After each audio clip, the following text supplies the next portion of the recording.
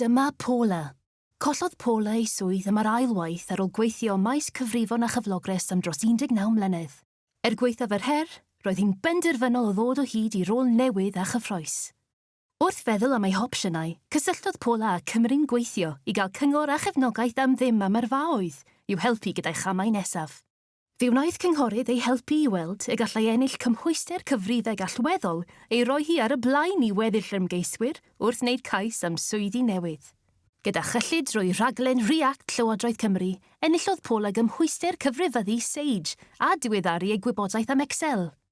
Gyda'i sgiliau newydd a diweddar, cafodd Paula rôl cyfrifeg wych mewn elusen, gan brofi na ddylai oedran fod yn rhwystr rhag gwella ragolygon gwaith rhywun. Os yw dyleu swydd wedi effeithio arno ti, mae Cymru'n gweithio yma i dy helpu. Dechreu arni a mynd i'r wefan heddiw. cymru'ngweithio.llyw.cymru